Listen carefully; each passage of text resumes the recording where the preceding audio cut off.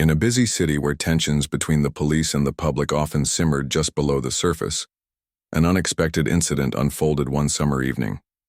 This event would shake both sides to their core and force them to confront uncomfortable truths about themselves and the world they lived in. It all began on a humid night when Officer Greg Harris, known for his short temper and strict adherence to rules, was patrolling the streets of downtown. Little did he know, this night would change his life forever. Part 1. The Setup Officer. Greg Harris had been with the police department for over 10 years. He prided himself on being tough, a no-nonsense cop who believed in discipline and order, but not everyone saw him that way. Many people accused him of being unfair, especially toward black residents.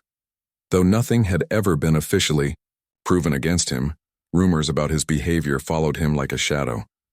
That night, as Harris drove through the dimly lit streets, something caught his attention. A man stood near a parked car, leaning over the hood as if inspecting something underneath. To Harris, the scene looked suspicious. Without giving it much thought, he pulled his patrol car to the curb, grabbed his flashlight, and stepped out. His hand instinctively rested on his holster, ready for anything, or so he thought. What Harris didn't realize at that moment was that the man standing by the car wasn't your average citizen.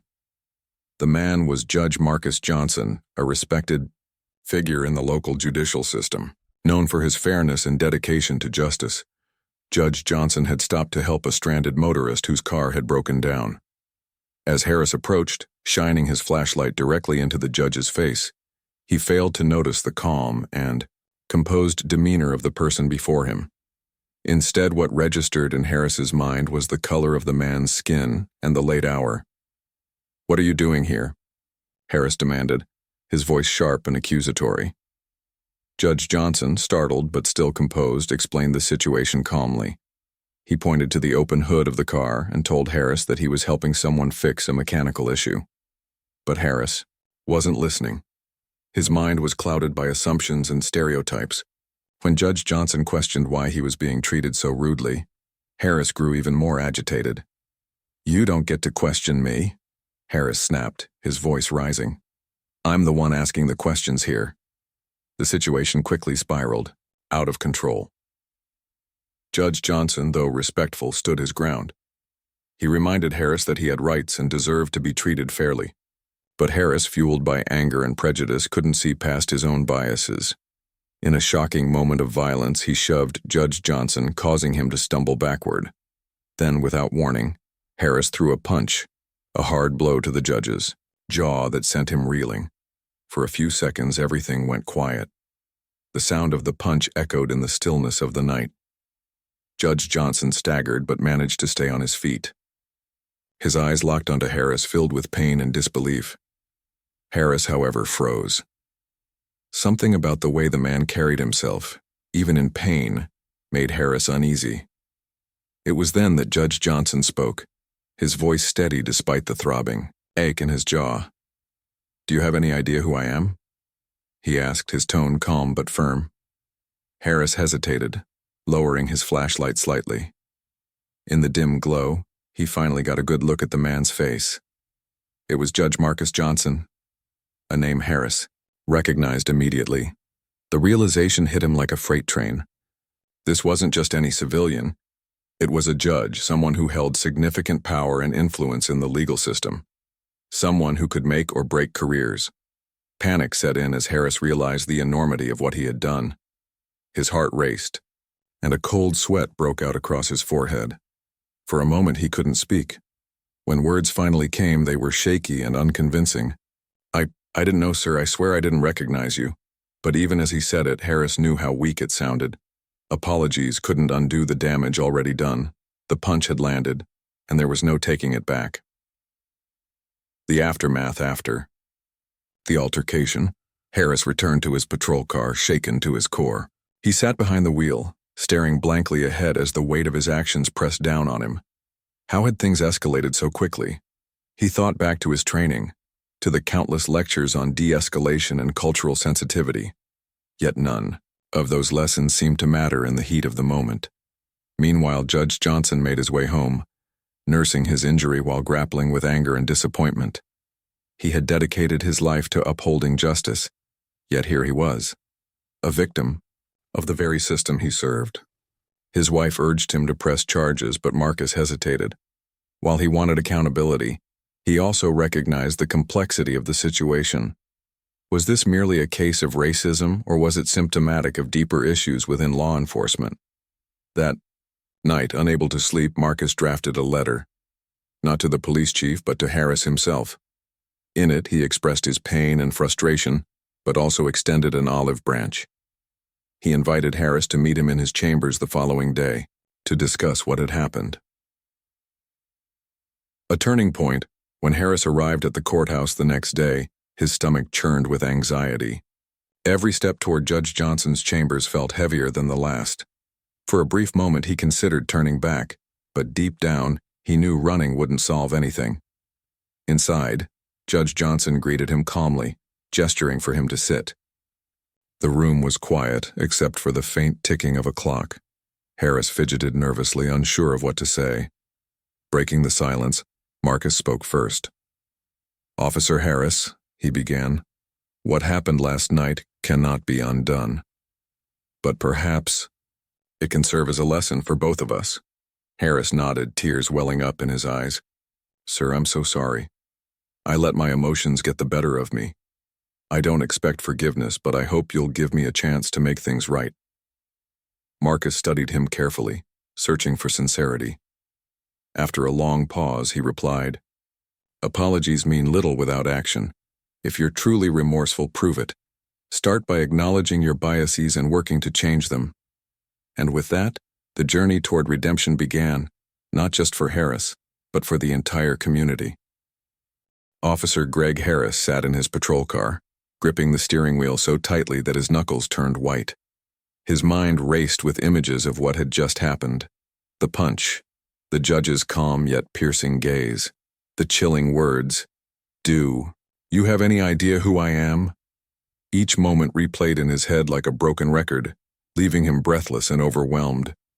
For the first time in years, Harris felt truly afraid, not of physical danger, but of the consequences of his own actions. As he drove back to the precinct, Harris tried to piece together how everything had spiraled out of control so quickly. He remembered the man leaning over the car hood, the flashlight beam illuminating his face and the rising frustration in his chest. But now, those memories were clouded by shame and regret. He couldn't shake the feeling that he had crossed a line he might never be able to uncross. When Harris arrived at the station, he avoided eye contact with his colleagues. He retreated to the locker room, where he slumped onto a bench and buried his face in his hands. The silence around him was deafening. His thoughts drifted to his training days, when instructors emphasized the importance of de-escalation and treating everyone with respect, regardless of their background. At the time, Harris had nodded along, thinking he understood. Now, he realized how far he had strayed from those principles. Meanwhile, Judge Marcus Johnson returned home, his jaw throbbing painfully. His wife Sarah immediately noticed the bruise forming on his face. When she asked what happened, Marcus hesitated. How could he explain something that even he struggled to process? Finally, he told her the whole story. The suspicious cop, the aggressive questioning, and the punch that left him stunned. Sarah's reaction was swift and fierce. "You need to press charges," she insisted, her voice trembling with anger. "This isn't just about you, it's about sending a message. People can't treat you or anyone else like this and get away with it." Marcus listened quietly, appreciating his wife's passion but feeling conflicted. While part of him wanted justice, another part wondered if punishment alone would solve anything. He thought about Officer Harris, the look of panic on his face after realizing who Marcus was. It wasn't just fear of consequences. There was something deeper, almost like a flicker of regret. That night, Marcus lay awake, staring at the ceiling. His mind was a whirlwind of emotions, anger, disappointment, and even a strange sense of responsibility. He knew he couldn't ignore what had happened, but he also didn't want to let bitterness consume him. After hours of tossing and turning, an idea began to form in his mind. The next morning, Marcus sat down at his desk and pulled out a pen and paper. He wrote a letter addressed to Officer Harris. In it, he described how hurt and humiliated he felt after the incident. He didn't mince words. He made it clear that Harris's actions were unacceptable. But instead of demanding retribution, Marcus offered an opportunity for dialogue. "I believe people can change," Marcus wrote. "If you're willing to take responsibility for your actions and work toward understanding the harm you've caused, I'd like to meet with you. This isn't about revenge. It's about finding a way forward." He sealed the envelope and sent it to the police department, unsure of how Harris would respond. Back at the precinct, rumors about the incident spread like wildfire. By lunchtime, nearly everyone knew that Harris had punched a black man without realizing he was a judge. Some officers whispered behind his back, calling him reckless and clueless. Others defended him, saying the situation must have been more complicated than it appeared. Either way, Harris felt like he was drowning in judgment. His captain called him into the office later that afternoon. The room was small and cramped, with stacks of files covering every available surface. Captain Lewis leaned back in his chair, his expression unreadable. "Greg," he said slowly, "you know this is serious, right? Punching a civilian, especially a judge, isn't something we can sweep under the rug." Harris nodded, his throat dry. "I know, sir. I messed up. I don't even know what came over me." Captain Lewis sighed, rubbing his temples. "We'll need to investigate fully, but in the meantime, I suggest you think long and hard about your choices. You've got a lot to answer for." After the meeting, Harris returned to his desk, where he found Marcus's letter waiting for him. His hands trembled as he opened it. As he read the words, a mix of emotions washed over him: shame, guilt, and a tiny spark of hope. Maybe this was his chance to make things right. The following day, Harris arrived at the courthouse, his heart pounding with nerves. He had debated whether to show up, but deep down he knew avoiding the situation wouldn't fix anything. Walking through the grand hallways, he felt out of place among the polished marble floors and towering pillars. Every step felt heavier than the last, as if the weight of his mistake was dragging him down. Finally, he reached Judge Johnson's chambers. Taking a deep breath, he knocked softly on the door. A voice from inside called, "Come in." Harris entered cautiously, his eyes darting around the room. Judge Johnson sat behind a large wooden desk, his expression calm but serious. He gestured for Harris to sit, and for a few moments, neither man spoke. The only sound was the faint ticking of a clock on the wall. Breaking the silence, Marcus spoke first. "Thank you for coming, Officer Harris. I imagine this wasn't easy for you." Harris swallowed hard, his voice barely above a whisper. "No, sir, it wasn't, and I'm sorry. Truly sorry. I never meant for any of this to happen." Marcus studied him carefully, searching for sincerity in his words. "Apologies are important," he said, "but they're not enough on their own. Actions matter more. If you're serious about making amends, you'll need to prove it, not just to me, but to the community you serve." Harris nodded, tears welling up in his eyes. "I understand, sir. I'll do whatever it takes. I want to be better." Marcus leaned forward slightly, his tone softening. "Good. Because this isn't just about you and me. It's about addressing the larger issues that led to this moment. We have work to do, together." Over the next few weeks, Harris threw himself into self-improvement. He attended workshops on implicit bias and cultural sensitivity, determined to confront the prejudices he hadn't even realized he harbored. At first, some of his colleagues mocked him, calling him a hypocrite for trying to clean up his image. But Harris ignored them, focusing instead on learning and growing. Simultaneously, Judge Johnson used his platform to advocate for systemic change. He organized town hall meetings, bringing together law enforcement officials and residents to foster open dialogue. Though progress was slow, small victories began to emerge. Officers started wearing body cameras, and new policies were implemented to address misconduct. One evening, Harris received an invitation to speak at one of these town halls.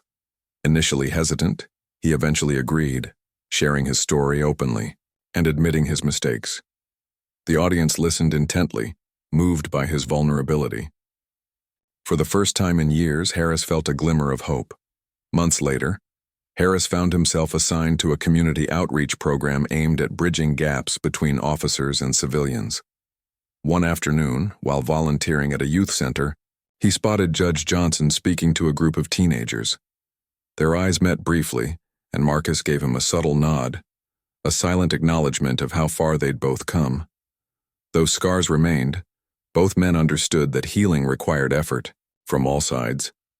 Harris continued to work tirelessly, using his experience as a cautionary tale for others. Meanwhile, Judge Johnson remained steadfast in his mission to create a fairer, more equitable society. In the end, their encounter became a turning point, not just for them, but for the entire city. What started as a violent clash transformed into a story of redemption, reminding everyone that even in the darkest moments there is always room for growth, understanding, and change.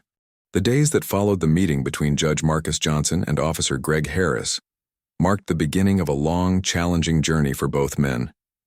While their paths had crossed in the most unexpected and painful way, they now found themselves walking side by side toward a shared goal: change. For Harris, it was about proving that he could rise above his mistakes. For Marcus, it was about using this incident as a catalyst to address systemic issues within law enforcement and society at large. A new perspective for Harris. After leaving Judge Johnson's chambers, Harris returned to the precinct with a renewed sense of purpose. He knew he couldn't undo what had happened, but he could take responsibility for his actions and work to become a better version of himself. The first step was acknowledging his biases, a task easier said than done.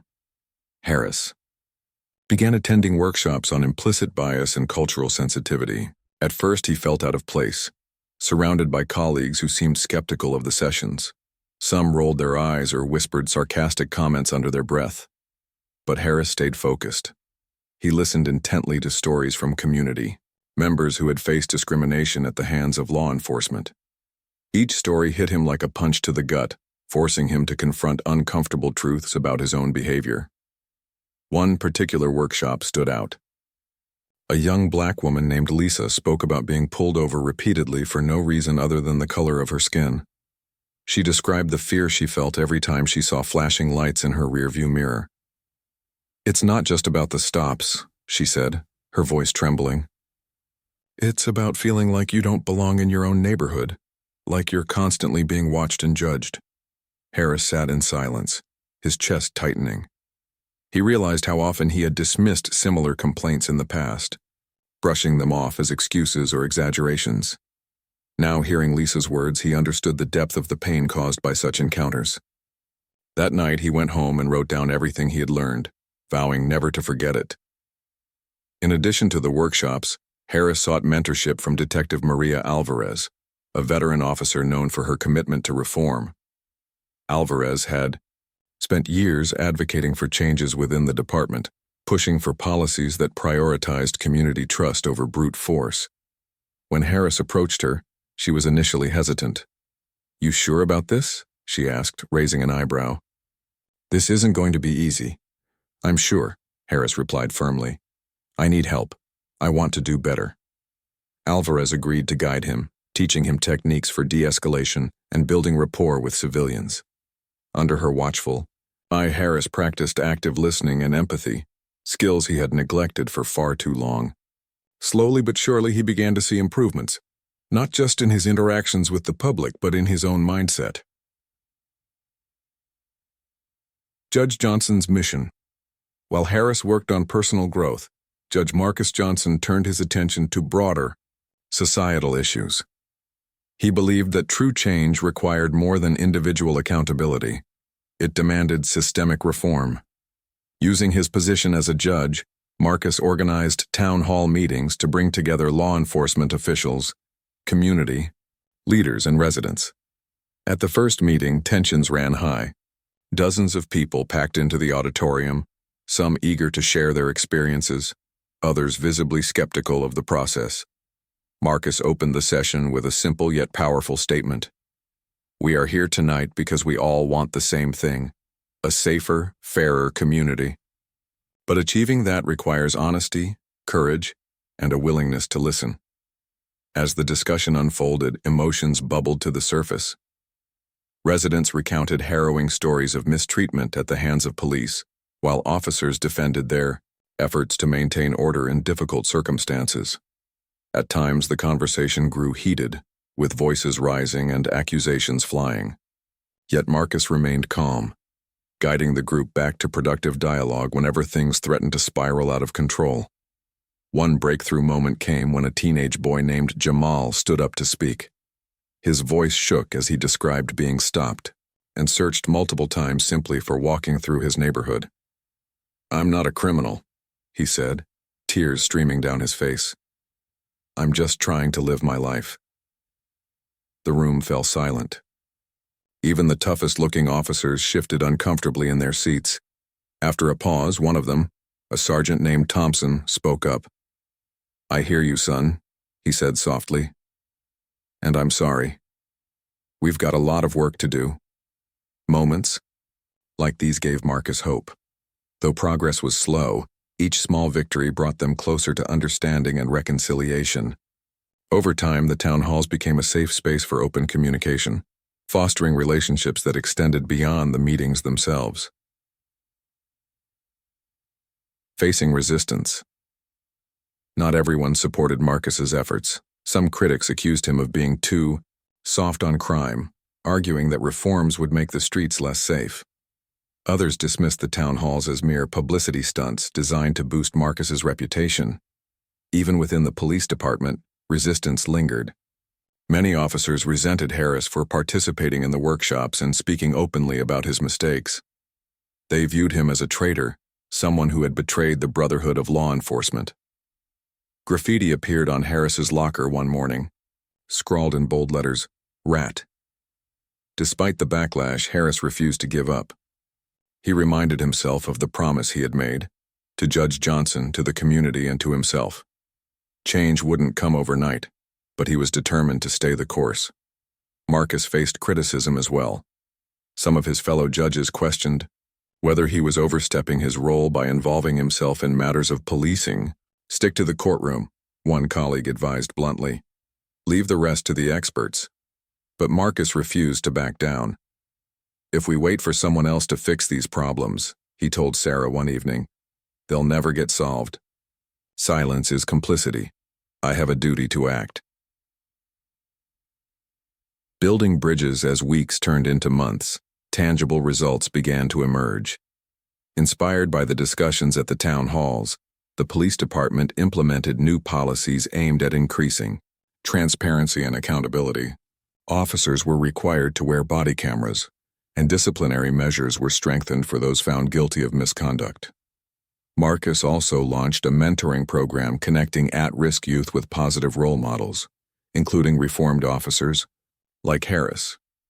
The initiative proved especially impactful, helping to break down stereotypes and build mutual respect between generations. For Harris, the highlight came during a community cleanup event. Wearing a bright orange vest, he worked alongside volunteers painting murals, planting trees, and picking up trash. At first, some residents eyed him warily, unsure of his intentions.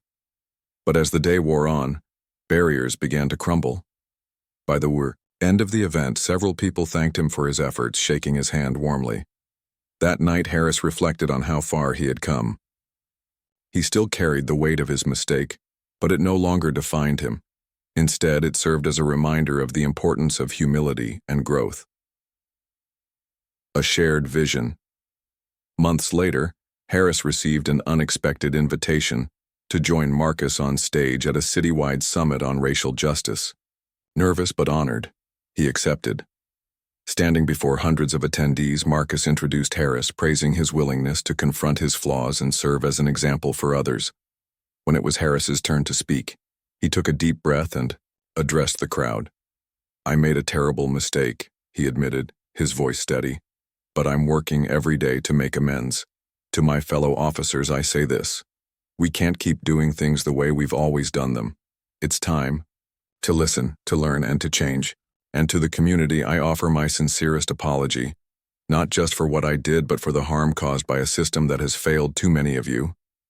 The audience erupted in applause, moved by Harris's honesty and vulnerability. As he stepped off the stage, Marcus greeted him with a firm handshake and a smile. "Well done," he said quietly. Though scars remained, both men understood that healing required effort from all sides. Harris continued to work tirelessly, using his experience as a cautionary tale for others. Meanwhile, Marcus remained steadfast in his mission to create a fairer, more equitable society. In the end, their encounter became a turning point, not just for them, but for the entire city. What started as a violent clash transformed into a story of redemption, reminding everyone that even in the darkest moments there is always room for growth, understanding, and change. The ripple effects of that fateful night continued to spread, touching lives far beyond Officer Greg Harris and Judge Marcus Johnson. For Harris, every day felt like walking a tightrope, balancing accountability for his actions with the daunting task of rebuilding trust. For Marcus, the incident became a rallying cry to address deep-rooted issues within law enforcement and society. Together, they embarked on a journey fraught with challenges, resistance, and moments of triumph. Harris's struggle. Within the department back at the precinct, Harris faced mounting pressure from his colleagues. Word of his participation in sensitivity workshops and town hall meetings had spread quickly, earning him both admiration and scorn. Some officers respected his courage to admit fault and seek change, but many others viewed him as a traitor, an officer who had turned against his own. One afternoon, Harris walked into the break room to find a group of officers huddled around the coffee machine. The conversation stopped abruptly as he entered. One of them, Officer Daniels, smirked and said loudly, "Look who it is, the department's golden boy." Harris ignored the comment and headed for the fridge. But as he reached for a bottle of water, Daniels added, "You know, some of us think you're just doing this for attention, like you're trying to make yourself look good after screwing up so badly." Harris clenched his fists but forced himself to stay calm. Turning to face Daniels, he replied evenly, "I'm not doing this for me. I'm doing it because it's the right thing to do. If you don't agree, fine. But don't pretend you haven't seen the same problems I have." Daniels sneered, but didn't respond. As Harris left the room, he could feel their eyes boring into his back. He knew he couldn't win everyone over, but he refused to let their negativity derail him. Despite the hostility, Harris found unexpected allies in unlikely places. Detective Maria Alvarez, his mentor, stood firmly by his side, defending him whenever others attacked him. "Greg's trying to make things better," she told a group of skeptical officers one day. "Instead of tearing him down, why don't you support him? Or are you too scared to admit we've got issues here?" Her words struck a nerve. While not everyone warmed to Harris immediately, some began to reconsider their stance. Slowly, conversations about reform started to take root within the department, a small but significant shift. Marcus's fight against systemic resistance. Meanwhile, Judge Marcus Johnson faced his own battles. His efforts to push for systemic change were met with fierce opposition from powerful figures resistant to altering the status quo. Politicians, union leaders, and even some members of the judiciary questioned his motives, accusing him of undermining law enforcement. At a city council meeting, Marcus presented a proposal for mandatory bias training and increased oversight of police conduct. As he spoke, Councilman Roberts interrupted him, his tone dripping with sarcasm. "Judge Johnson, aren't you overreaching a bit? Isn't it enough that officers already have to deal with all these rules? You're making it impossible for them to do their jobs." Marcus remained composed, meeting Roberts's gaze steadily. "Councilman, my proposal isn't about punishing officers. It's about ensuring fairness for both civilians and law enforcement. When people lose faith in the system, everyone suffers. We owe it to our community to act." The room erupted into murmurs, with some attendees nodding in agreement while others shook their heads dismissively. Though the proposal ultimately passed, it was watered down significantly. leaving Marcus frustrated but undeterred. Outside the council chambers, reporters swarmed him, firing questions about his plans and motivations.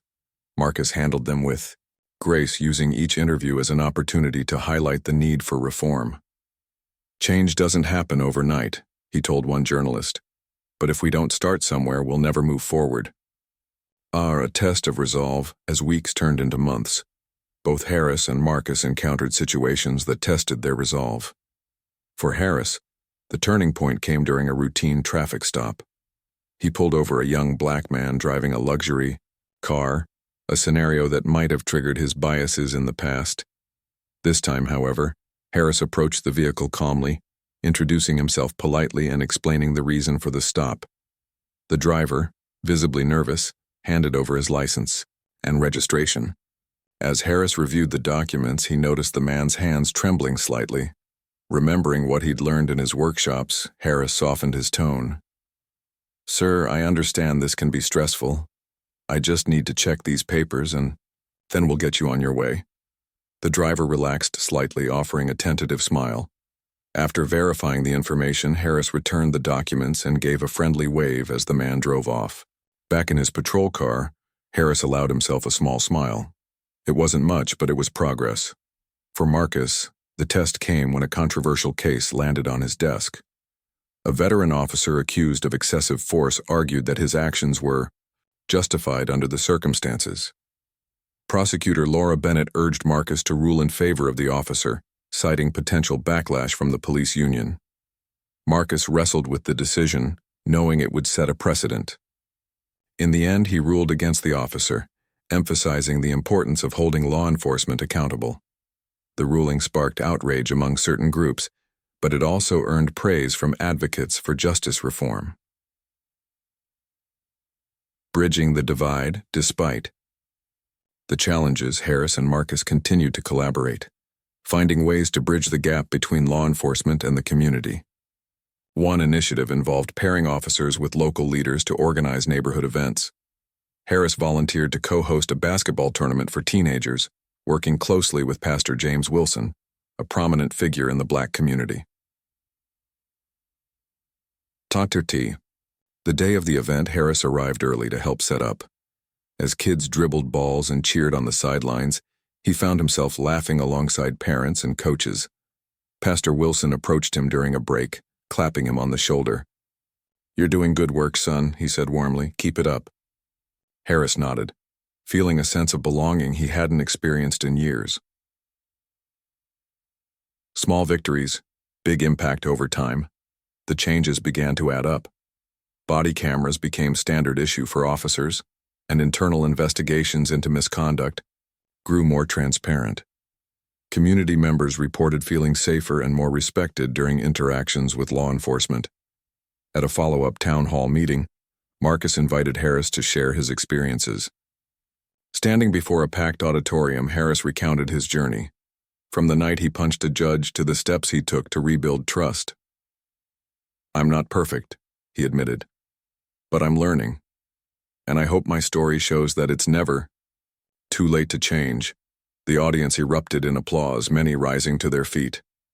Among them was Marcus, who smiled proudly, knowing their combined efforts were making a difference.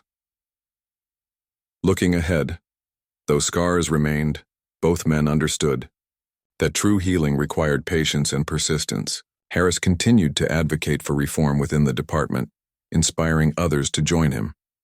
Marcus expanded his outreach programs, tackling issues like education inequality and economic disparity. Together, they proved that even in the face of adversity, progress was possible. Their story served as a reminder that redemption wasn't about erasing the past, it was about building a better future.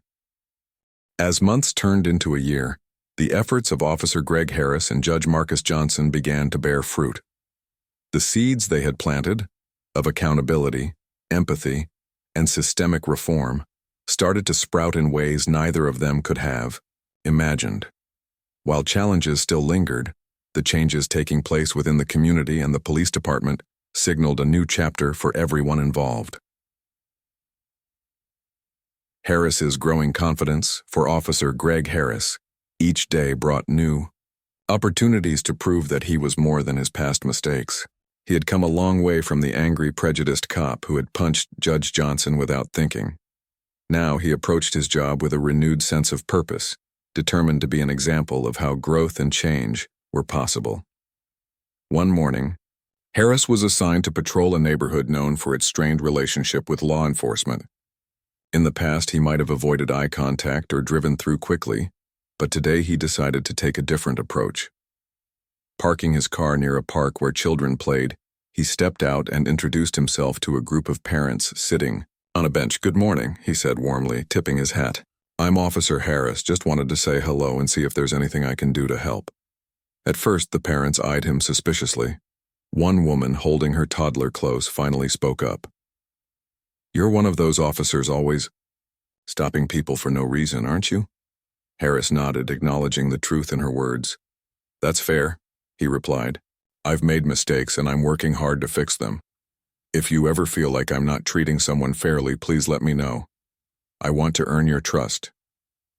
The honesty in his voice seemed to disarm the group. They exchanged glances before another parent chimed in. "Well, maybe we can start fresh. It's about time someone listened to us." By the end of the conversation, Harris had promised to organize a community meeting to discuss concerns directly with residents. As he drove away, he felt a surge of hope. Change wouldn't happen overnight, but moments like these showed him that progress was possible.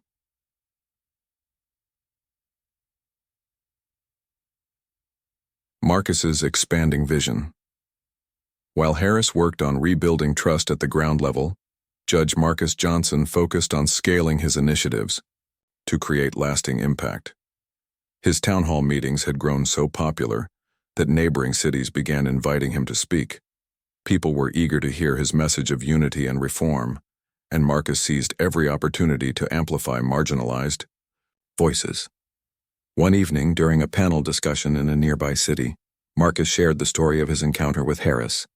"What happened that night was painful," he admitted. "But it also taught me something important, that redemption begins with dialogue. When we choose to listen instead of judge, we open doors to understanding." His words resonated deeply with the audience, many of whom had experienced similar injustices. After the event, a young woman named Tanya approached him, tears streaming down her face. "Thank you," she whispered. "Your story gives me hope that things can get better." Marcus placed a comforting hand on her shoulder. "They will," he assured her, "but only if we all work together."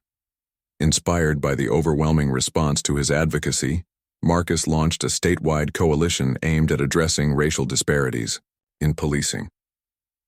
The coalition brought together judges, lawmakers, activists, and law enforcement officials to draft comprehensive reforms. Though the process was slow and often contentious, Marcus remained steadfast in his belief that collaboration was key to creating real change. Challenges. Along the way, despite their successes, both Harris and Marcus faced setbacks that tested their resolve. For Harris, the resistance came not just from outside the department, but sometimes from within himself. There were days when old habits crept back, moments when he caught himself profiling someone based on appearance. Each time he reminded himself of the lessons he'd learned and consciously corrected his behavior. One particularly tough day, Harris responded to a call about a suspected burglary. Arriving at the scene, he found a group of teenagers loitering near a broken window. His initial instinct was to assume guilt, but he paused, remembering the importance of gathering evidence before jumping to conclusions. After questioning the teens and reviewing security footage, Harris discovered they weren't involved. Instead, they had been trying to alert authorities after noticing the broken glass. Grateful for their vigilance, Harris thanked them sincerely. "I appreciate you looking out for the neighborhood," he said. "Keep doing what you're doing." Though relieved, the incident left Harris shaken. He realized how easily bias could resurface and vowed to remain vigilant. For Marcus, the biggest challenge came when a high-profile case threatened to undermine his credibility. A controversial ruling he made against a corrupt politician sparked outrage among powerful figures who accused him of playing favorites. Facing mounting pressure, Marcus stood firm, defending his decision as impartial and just. "It's not about politics," he told reporters during a press conference. "It's about ensuring fairness for everyone, regardless of power or privilege." Though the backlash was intense, Marcus drew strength from the support of his wife, Sarah, and the countless individuals who rallied behind him. Their encouragement reminded him why he had chosen this path in the first place. Celebrating progress. Amid the struggles, there were moments of celebration that reaffirmed Harris and Marcus's commitment to their mission. One such moment came during a community award ceremony, honoring individuals who had contributed to positive change. Harris was surprised to learn that he had been nominated for his efforts in fostering better relations between officers and civilians. When his name was called, Harris walked onto the stage, visibly emotional. Accepting the award, he thanked Judge Johnson for giving him a second chance and urged others to embrace growth. "Mistakes don't define us," he said. "What defines us is how we respond to them. Let's keep working toward a future where everyone feels safe and respected." The crowd erupted in applause, many standing to show their appreciation. Among them was Marcus, who smiled proudly, knowing that Harris's transformation was proof that redemption was possible. Building a legacy. As the months passed, Harris and Marcus continued to expand their reach, inspiring others to join their cause. Harris became a mentor to younger officers, teaching them the importance of empathy and accountability. Marcus partnered with schools to implement programs promoting diversity and inclusion, ensuring that the next generation grew up with a deeper understanding of justice and equality. Their partnership evolved into a friendship built on mutual respect and shared goals. During a quiet lunch one afternoon, Marcus raised a toast to Harris. "You've come a long way," he said, "and you've shown others that it's never too late to change." Harris smiled, raising his glass in return. "And you've shown me that forgiveness and action can go hand in hand. We couldn't have done this alone." Hope for the future. Though scars remained, both men understood that healing required effort from all sides. Harris continued to advocate for reform within the department, using his experience to guide others. Marcus remained committed to his mission, pushing for systemic changes that would benefit generations to come. Together, they proved that even in the darkest moments, there is always room for growth, understanding, and change. Their story served as a beacon of hope, a reminder that redemption wasn't about erasing the past but about building a brighter future. The journey of Officer Greg Harris and Judge Marcus Johnson had come full circle. What began as a violent clash on a humid summer night transformed into a story of redemption, resilience, and unity. Their efforts not only changed their own lives, but also left an indelible mark on the community they served. As time passed, the ripple effects of their actions continued to spread, inspiring others to confront prejudice, embrace accountability, and work toward a more just society. Harris's transformation. By now, Officer Greg Harris had become a symbol of hope within the police department. His transformation from a prejudiced officer to a compassionate advocate for reform was nothing short of remarkable. Colleagues who once mocked him now sought his advice on how to build trust with the community. Young recruits looked up to him as a mentor, eager to learn from his experiences. One day, Harris received an assignment that brought everything full circle. He was asked to lead a new initiative called Bridges, designed to pair officers with local youth in mentorship programs. The goal was simple, yet powerful: to break down stereotypes and foster mutual understanding between law enforcement and the next generation. Harris threw himself into the project, organizing workshops, sports events, and career days. One particular moment stood out: a basketball game where Harris coached a team of teenagers against a group of officers. At first, the teens were hesitant, unsure of how to interact with the officers.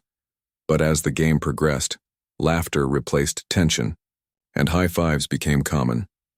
Afterward, one of the teens, a shy boy named Jamal, approached Harris. "Thanks for doing this," Jamal said quietly. "I used to be scared of cops, but now I think maybe some of you aren't so bad." Harris smiled, placing a hand on Jamal's shoulder. We're all human, kid. Just trying to do our best. Moments like these reminded Harris of why he had chosen this path. Though he still carried the weight of his past mistakes, he no longer let them define him. Instead, he used them as fuel to keep pushing forward, determined to leave a positive legacy. Marcus's enduring impact. Judge Marcus Johnson, too, had made strides that extended far beyond the courtroom. His statewide coalition for policing reform had gained significant traction, influencing policies across multiple cities. Lawmakers who once dismissed his ideas now sought his guidance, recognizing the value of his perspective. But Marcus's impact wasn't limited to policy changes. He had also become a voice of inspiration for countless individuals who felt marginalized or unheard. Through speeches, interviews, and community events, he continued to champion the message that justice should be accessible to everyone, regardless of race, background, or socioeconomic status. One evening, Marcus attended a graduation ceremony at a local high school. As the keynote speaker, he addressed a sea of eager faces, many of whom came from underprivileged communities. Each of you has the power to shape the world around you, he told them. Don't let anyone tell you your voice doesn't matter. Stand up for what's right, even when it's hard. Because change starts with people like you, people willing to dream bigger and fight harder. His words resonated deeply, earning a standing ovation from students, teachers, and parents alike. Afterward, a young girl named Sophia approached him, clutching her diploma. Your story makes me believe I can make a difference, she said, her eyes shining with determination. Marcus knelt down to meet her gaze. You absolutely can, he replied, and I'll be cheering you on every step of the way. Facing the critics, despite their successes, Harris and Marcus still faced criticism from those resistant to change. Some accused Harris of being a poster child for reform, claiming his efforts were superficial. Others dismissed Marcus's initiatives as impractical or unnecessary, but neither man let the negativity deter them. They knew that progress often came with pushback, and they were prepared to stand firm in their convictions. During a heated debate on a national news show, Marcus addressed his detractors head-on. Change is uncomfortable, he said calmly. It challenges the status quo and forces us to confront truths we'd rather ignore. But discomfort is necessary if we want to create a fairer, more equitable society. We can't afford to stay silent any longer. His words struck a chord, sparking conversations about systemic racism and inequality across the country. Viewers flooded social media with messages of support, sharing stories of their own struggles and triumphs.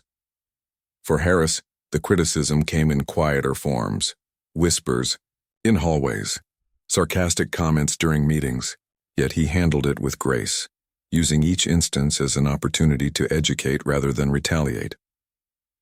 Not everyone will agree with me, he told a fellow officer one day. But if I can plant even one seed of understanding, it's worth it. A shared victory. Months later, Harris and Marcus found themselves standing side by side at a landmark event, the unveiling of a memorial dedicated to victims of police brutality.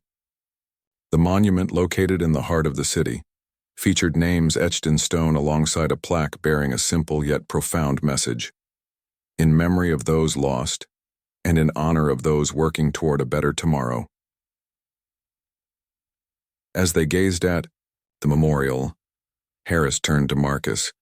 This wouldn't have been possible without you, he said, his voice thick with emotion. Marcus shook his head. No, Greg. This is because of both of us and everyone else who's fought alongside us. It's proof that even in the darkest moments, light can shine through. The ceremony drew hundreds of attendees, including activists, politicians, and families affected by injustice. As speakers took turns addressing the crowd, one theme emerged consistently: the importance of unity and perseverance. When it was Harris's turn to speak, he stepped up to the podium, visibly moved. I stand here today not as a perfect man, but as someone who believes in the possibility of redemption, he began. What happened between Judge Johnson and me was painful, but it taught me that growth begins with accountability. Let this memorial remind us that while we can't undo the past, we can shape the future." The audience erupted in applause, many wiping away tears. Among them was Marcus, who watched with pride as Harris delivered his heartfelt speech.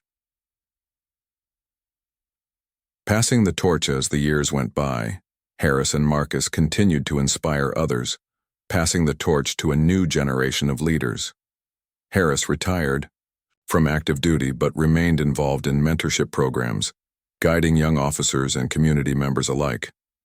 Marcus, though nearing retirement age, vowed to keep advocating for justice until his last breath.